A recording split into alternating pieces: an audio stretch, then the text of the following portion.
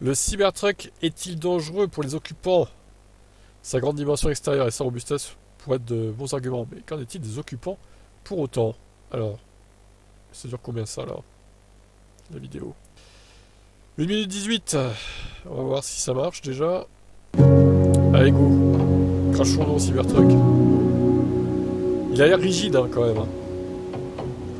La déformation est, je dirais, peut-être pas assez importante pour que l'énergie soit dissipée hors des occupants en fait.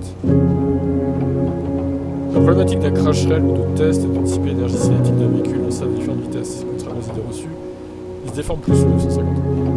Plus un véhicule est lourd, plus l'énergie qu'il emmagasine est grande, et plus choc violent.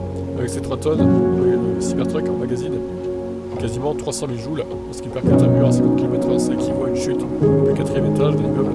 À bord, un passager de 70 kg pèse alors 2 tonnes au moment d'impact. L'énergie cinétique est proportionnelle au carré de la vitesse. Un doublement de la vitesse signifie que cette énergie est multipliée par 4. Le Cybertruck est donc prêt à se mettre au piège pour ne pas broyer lors du choc. Il se doit donc d'être résistant au coup.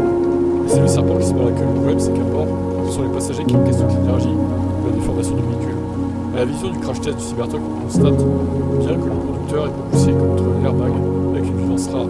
Sa nuque est même totalement tordue, ce qui pourrait supposer de très graves lésions. On parle ici que d'un choc à 35 miles par heure. Donc ça fait 56 km/h. C'est la norme de nos jours.